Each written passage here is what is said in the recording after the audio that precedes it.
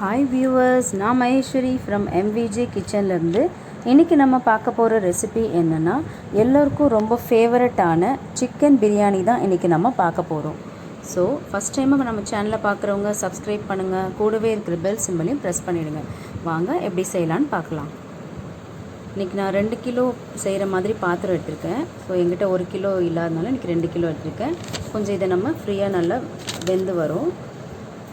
இதில் நான் 1/4 கிலோ எண்ணெய் ஊற்றிக்கிறேன், ரீஃபைண்ட் ஆயில். இன்றைக்கி நம்ம 1 கிலோ ரைஸ் தான் செய்ய போகிறோம். இதுக்கு 1/4 கிலோ எண்ணெய் போதுமானது. இப்போ நிறைய நம்ம எண்ணெய் சேர்த்தோன்னா லாஸ்ட்டில் நம்மளுக்கு சாதத்தில் நிறைய எண்ணெய் வந்துடும். இது கூடவே நம்ம மசாலா ஐட்டம் சேர்த்துக்கலாம். பிரிஞ்சி இலை 2 ஏலக்காய், பட்டை, மடாட்டி மொக்கு, ஸ்டார் அனாஸ், கல்பாசி, சோம்பு இதெல்லாம் போட்டு நம்ம பிரியாணி தாளிச்சிக்கலாம். எண்ணெய் சூடாயிடுச்சு. ஸோ இப்போ இதை நம்ம இது கூடவே இதை சேர்த்துக்கலாம். இப்போ இது கொஞ்சம் பொரியும் போது நம்ம ஆனியன் ரெடி பண்ணிக்கலாம். இப்போ நான் இன்றைக்கி பார்த்திங்கன்னா, நார்மலாக நம்ம வந்து நிறைய மெத்தட் பிரியாணிஸ் பார்த்துருப்போம். இன்றைக்கி நான் செய்ய போகிற பிரியாணி பார்த்திங்கன்னா, என்னோடய மெத்தடில் நான் செய்கிற பிரியாணி. நிறைய மெத்தட் நான் ட்ரை பண்ணியிருக்கேன். ஸோ இந்த மெத்தட் எனக்கு ரொம்ப ஈஸியாகவும் ரொம்ப டேஸ்டியாகவும் எனக்கு இது கிடச்சிது. ஸோ அதை தான் உங்கள் கூட நான் ஷேர் பண்ணுறேன். இன்றைக்கி நான் 1 கிலோவுக்கு 8 வெங்காயம் எடுத்திருக்கேன். இதை நான் பேஸ்ட் பண்ணி வச்சுருக்கேன். இப்போ இதை நம்ம சேர்க்க போகிறோம். இது நல்லா இந்த மாதிரி பேஸ்ட் நம்ம போடும்போது பார்த்திங்கன்னா, ஆனியன் நல்லா உங்களுக்கு பிளெண்ட் ஆகி நல்ல ஒரு சாதத்தில் நல்லா கரைஞ்சி வரும். நல்லா டேஸ்ட்டும் கொடுக்கும். குயிக்காகவும் நீங்கள் பிரியாணி செஞ்சிடலாம். ஸோ இதை நம்ம சேர்த்துக்கலாம். 1 கிலோவுக்கு இப்போ பெரிய வெங்காயம் அப்படி எடுத்திங்கன்னா ஒரு 5 வெங்காயம் இல்லை 6 வெங்காயம் நீங்கள் சேர்த்துக்கலாம். மீடியம் சைஸ் வெங்காயன்றதுனால இன்றைக்கி நான் 8 எடுத்திருக்கேன். ஸோ இதை நம்ம நல்லா எண்ணெயில் பொரிய விடலாம். கொஞ்சம் நல்லா செவந்து வரணும் வெங்காயம், அந்த பச்சை வாசனைலாம் போயிட்டு.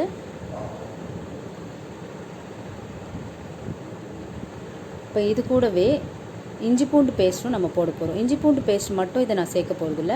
இது கூடவே பார்த்திங்கன்னா 6 பச்சை மிளகா, புதினா அதையும் சேர்த்து நம்ம இன்றைக்கி அரைக்க போகிறோம்.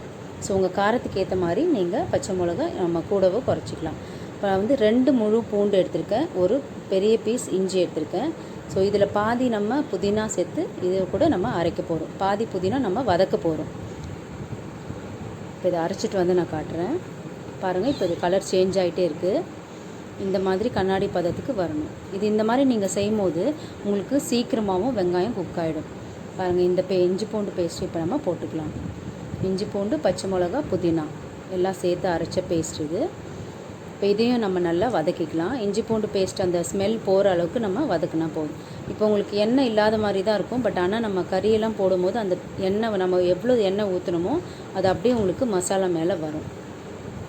பாருங்கள், இப்போ தக்காளியை வந்து நான் ரவுண்டாக கட் பண்ணியிருக்கேன். எப்போவுமே தக்காளி கட் பண்ணும்போது ரொம்ப பெருசாக கட் பண்ணாமல் இந்த மாதிரி நம்ம ரவுண்டாக கட் பண்ண போட்டிங்கன்னா நல்லா உங்களுக்கு சீக்கிரமாகவும் வதங்கி வரும். இன்றைக்கி நான் 6 வெங்காயம் எடுத்திருக்கேன், மீடியம் சைஸ் வெங்காயம். 6 தக்காளி எடுத்திருக்கேன் நான். இந்த தக்காளி வந்து நல்லா இந்த மாதிரி போட்டிங்கனாலுமே உங்களுக்கு நல்லா மேஷ் ஆகிடும். இது கூடவே ஒரு கைப்பிடி கொத்தமல்லி, ஒரு கைப்பிடி நம்ம புதினா, இது ரெண்டுமே நம்ம சேர்த்து நல்லா வதக்கிக்கலாம். ஏற்கனவே நம்ம அரைச்சிருக்கோம். ஸோ நம்ம இந்த ஒரு கைப்பிடி புதினாவும் சேர்த்து நம்ம நல்லா வதக்கிக்கலாம்.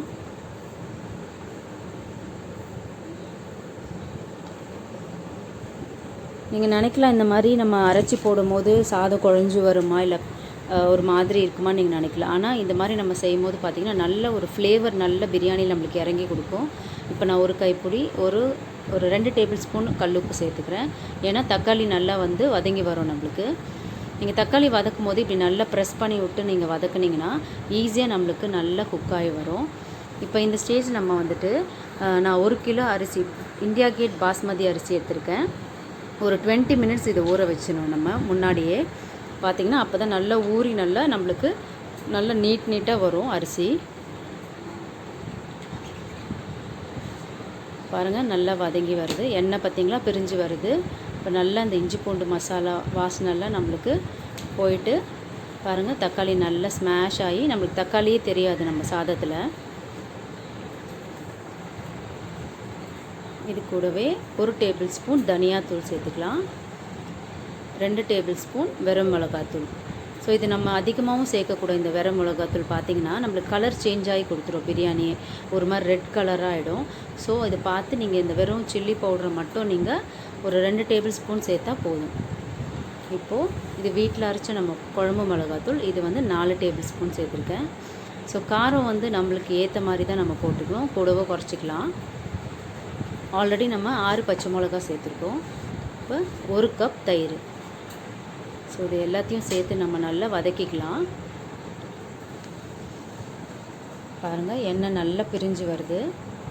நம்ம பிரியாணிக்கு எந்த அளவுக்கு மசாலா நல்லா வதக்குறோமோ அந்த அளவுக்கு நம்மளுக்கு அந்த ஃப்ளேவரும் நமக்கு நல்லா இருக்கும். 1 ஸ்பூன் மஞ்சள் சேர்த்துக்கலாம். ஏன்னா சிக்கன் போடும்போது அந்த கவுச்சி ஸ்மெல் நம்மளுக்கு வராது. பாருங்கள், இன்றைக்கி நான் 1.25 கிலோ கறி எடுத்திருக்கேன் 1 கிலோவுக்கு அரிசிக்கு. ஸோ எப்போவுமே பார்த்திங்கன்னா பிரியாணிக்கு நம்ம அரிசியை விட கறி நம்ம எக்ஸ்ட்ரா அதிகமாக எடுக்கணும். 1.25 இல்லை 1.5 அந்த மாதிரி தான் நம்ம எப்போவுமே போடணும். ஸோ இன்றைக்கி நான் 1.25 எடுத்திருக்கேன். பாருங்கள், நம்ம தக்காளி வெங்காயம் எல்லாமே நல்லா ஸ்மாஷ் ஆகி வந்துச்சு.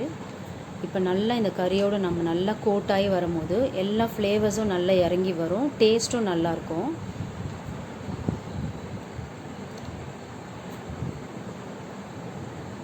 ஒரு லெமன் ஜூஸ் ஊற்றிக்கோங்க.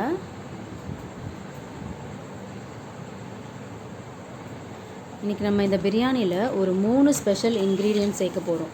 ஸோ நம்மளோட பிரியாணி ரொம்ப டேஸ்ட்ஃபுல்லாகவும் ஃப்ளேவர்ஃபுல்லாகவும் வரப்போகுது. இப்போ பார்த்திங்கன்னா நான் ஒரு 6 முந்திரி எடுத்து ஊற வச்சு அரைச்சி வச்சுருக்கேன்.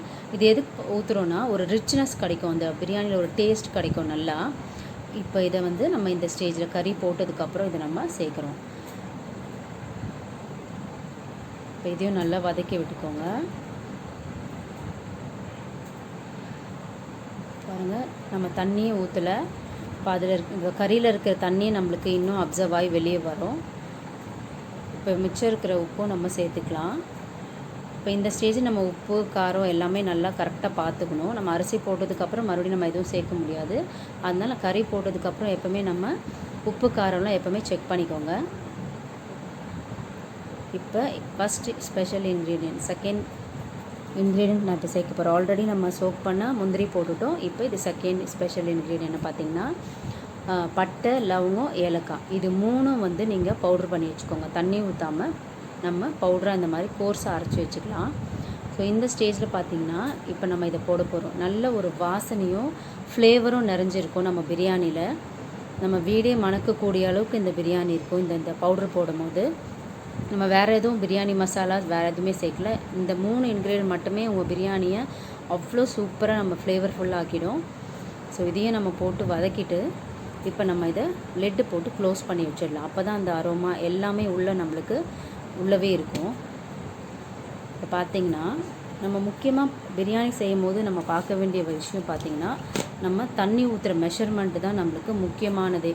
ஸோ நிறைய பேர் நம்ம தப்பு பண்ணுறது என்னன்னு பார்த்திங்கன்னா, நிறைய பேர் நம்ம செய்யும் போது ஒன்று பிரியாணி குழஞ்சிரும், இல்லைனா தண்ணி அதிகமாகிடும். ஸோ அந்த மாதிரி நம்ம இப்போ வந்து அந்த மெஷர்மெண்ட்டை மட்டும் நம்ம கரெக்டாக பார்க்க போகிறோம். நான் இன்றைக்கி இந்த கிளாஸில் 6 கிளாஸ் ரைஸ் எடுத்திருக்கேன். ஸோ நீங்கள் இந்த மாதிரி கிளாஸ் மெஷர்மெண்ட் எடுக்கும்போது உங்களுக்கு ஈஸியாக இருக்கும். இப்போ நம்ம ஒரு 6 கிளாஸ் எடுத்திருக்கோம். இப்போ 1 கிளாஸுக்கு 2 தண்ணி ஊற்றுவோம். ஆனால் நம்ம இன்றைக்கி 2 தண்ணி ஊற்ற போகிறதில்ல, 1.5 தண்ணி தான் நம்ம இப்போ ஊற்ற போகிறோம். ஸோ நம்ம 6 கிளாஸ் 1.5 கிளாஸ் கணக்கு எடுக்கும்போது பார்த்திங்கன்னா இப்போ 6 கிளாஸ் 2 கிளாஸ் தண்ணின்னு கணக்கு எடுக்கும்போது பார்த்திங்கன்னா உங்களுக்கு 12 கிளாஸ் தண்ணி வரும். ஸோ இப்போ அந்த 12 கிளாஸ் தண்ணியை நம்ம 1.5 கிளாஸ் ஆக்கும்போது 9 கிளாஸ் தான் நம்மளுக்கு தண்ணி வரும். இப்போ 9 கிளாஸ் தண்ணியில் ஆல்ரெடி இப்போ நம்ம மசாலாவில் வந்து தண்ணியே ஊற்றலை. ஆனால் மசாலாவில் இருக்க சிக்கனில் இருக்கிற தண்ணியே நம்மளுக்கு வெளியே வரும்போது அந்த 1 கிளாஸ் தண்ணியும் நம்ம கட் பண்ணிடணும். அப்போது 8 கிளாஸ் பேலன்ஸ் தண்ணி தான் இப்போ நம்ம அதில் சேர்க்க போகிறோம். இப்போ ஆல்ரெடி நம்ம வந்து அரிசி ஊற வச்சதுனால இப்போ அந்த அரிசியும் நல்லா ஊறி இருக்கிறதுனால பார்த்திங்கன்னா நம்ம அந்த 8 கிளாஸ் தண்ணியில் 2 கிளாஸ் தண்ணியும் நம்ம கட் பண்ணிடுறோம். பாருங்கள், இப்போ நான் இது ஃபுல்லாக தண்ணி ஊற்றி தான் ஊற வச்சுருந்தேன், எல்லாத்தையுமே அப்சர்வ் பண்ணிடுச்சு. ஸோ நம்மளோட மைண்டில் வந்து ஃபஸ்ட்டு இந்த பிரியாணிக்கு நம்ம எப்போவுமே தப்பு பண்ணக்கூடிய விஷயம் பார்த்திங்கன்னா, இந்த ஊற வச்ச தண்ணியும் நம்ம மறந்துடுவோம், மசாலாவுக்கு நம்ம தண்ணியும் ஊற்றிடுவோம். ஸோ அதனால தான் நம்மளுக்கு நிறைய பேருக்கு நம்ம சாதம் வந்து குழஞ்சி பொங்கல் மாதிரி ஆகிடும். ஸோ இதை மட்டும் நம்ம கவனமாக நம்ம செஞ்சோன்னா நம்ம பிரியாணி சூப்பராக உதிரி உதிரியாக வரும். இப்போ பார்த்திங்கன்னா பாருங்கள், நான் தண்ணியே ஊற்றலை. நம்ம பாருங்கள், அந்த மசாலா இருக்க தண்ணி நம்மளுக்கு வந்திருக்கு. ஸோ இப்போ வந்து நம்ம அந்த 8 கிளாஸ் தண்ணியில் 2 கிளாஸ் தண்ணி நம்ம மறுபடியும் கட் பண்ண போகிறோம். ஏன்னா அரிசி ஊறிடுச்சு ஆல்ரெடி. ஸோ இப்போ நம்ம ஊற்ற போகிறது 6 கிளாஸ் தண்ணி மட்டும்தான். 9 கிளாஸில் 6 கிளாஸ் தண்ணி மட்டும்தான் இப்போ நம்ம ஊற்ற போகிறோம். பாருங்கள், நான் வந்து சுடு தண்ணி தான் வச்சுருக்கேன். நீங்கள் எப்போவுமே வந்து பிரியாணி ரெடி பண்ணும் போதே பக்கத்தில் சுடு தண்ணி வச்சுக்கோங்க. உங்களுக்கு ஈஸியாக டைமும் சேவ் ஆகும், ஈஸியாகவும் நம்ம டக்குன்னு நம்ம பிரியாணி ரெடி பண்ணிடலாம். இப்போ பாருங்கள், சுடு தண்ணி நான் 6 கிளாஸ் ஊற்றிட்டேன்.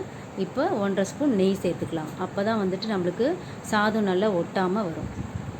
இப்போ இதை நல்லா கலந்து விட்டுக்கோங்க.